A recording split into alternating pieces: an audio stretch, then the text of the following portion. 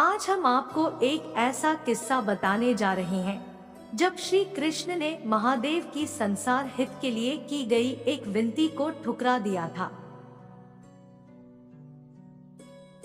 भगवान शिव और श्री कृष्ण एक दूसरे के आराध्य हैं और एक दूसरे के हृदय में वास करते हैं। जिस प्रकार महादेव हर क्षण श्री कृष्ण की छवि को स्मरण कर अंतर्ध्यान रहते हैं, ठीक उसी तरह श्री कृष्ण भी महादेव के ध्यान में मग्न हो जाते हैं।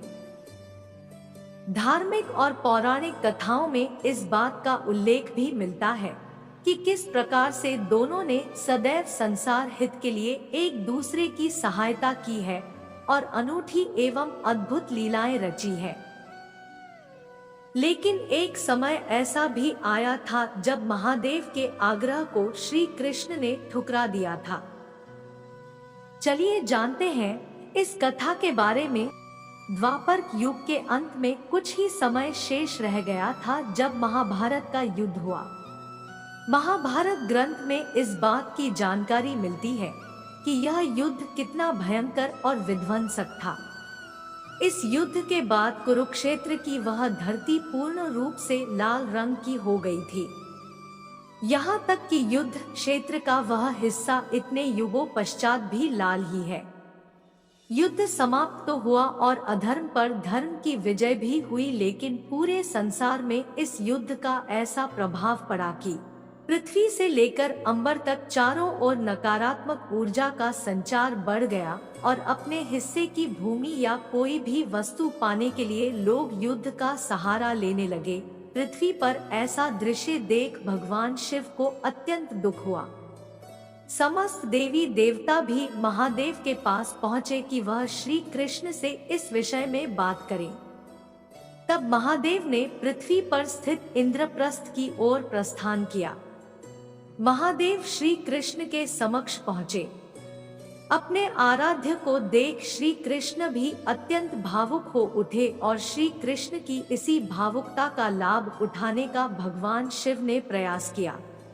दरअसल भगवान शिव को पता था कि अश्वमेध यज्ञ ही एकमात्र वो उपाय है जिससे संसार की नकारात्मकता को खंडित किया जा सकता है।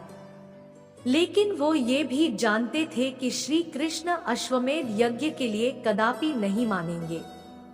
इसके पीछे का कारण यह था कि अश्वमेध यज्ञ के दौरान यज्ञ के घोड़े को पृथ्वी पर भ्रमण करने के लिए छोड़ा जाता है। वो घोड़ा जिस जिस स्थान से गुजरता है वह स्थान अश्वमेध यज्ञ करने वाले राजा के अधीन हो जाता है और जब घोड़ा पुनः लौट कर आता है तो उस अश्व की बलि दी जाती है। भगवान विष्णु के राम अवतार ने अश्व की बलि दी थी, किंतु श्री कृष्ण को यह कभी भी मंजूर नहीं होता। यही कारण था कि महादेव को समझ नहीं आ रहा था कि वह कैसे श्री कृष्ण को अश्वमेध यज्ञ के लिए मनाए। महादेव ने श्री कृष्ण को भावुक देखा तो वह प्रयास करने लगे, लेकिन श्री कृष्ण उनकी मंशा समझ गए।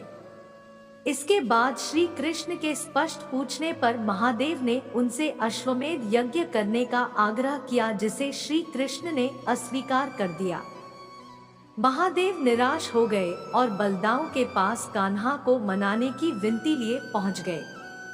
बलदाऊ के भी लाख कहने पर जब श्री कृष्ण नहीं माने तब महादेव और बलदाऊ ने अन्य उपाय सोचने का निर्णय लिया। अथक प्रयासों के बाद बलदाऊ और महादेव इस अंतिम निर्णय पर पहुंचे कि श्री कृष्ण खुद अश्वमेध यज्ञ न करके किसी और से करवा ले, परंतु उस यज्ञ में वह सम्मिलित हो जाए। चूंकि श्री कृष्ण दैवीय अवतार है, ऐसे में उनका होना भी इस यज्ञ को उतना ही प्रभावशाली बनाता जितना उनका इस यज्ञ को करना।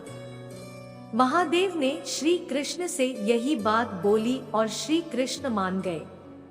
श्री कृष्ण ने इस यज्ञ के लिए पांडवों को चुना और उन्होंने इस यज्ञ में मुखिया के रूप बैठने के लिए युधिष्ठिर को आदेश दिया। इसके बाद युधिष्ठिर यज्ञ में बैठे और यज्ञ संपन्न हुआ। यज्ञ के संपन्न होने के बाद संसार में पुनः शांति स्थापित हुई, तो ये थी श्री कृष्ण के महादेव की बात न मानने की वजह। आपका इस बारे में क्या ख्याल है? हमें कमेंट बॉक्स में जरूर बताएं। अगर आपको ये जानकारी अच्छी लगी हो तो चैनल को सब्सक्राइब करना, वीडियो को लाइक, शेयर करना और भगवान की ऐसी और दिव्य लीलाएं जानना चाहते हैं तो इस चैनल में विजिट करें। धन्यवाद।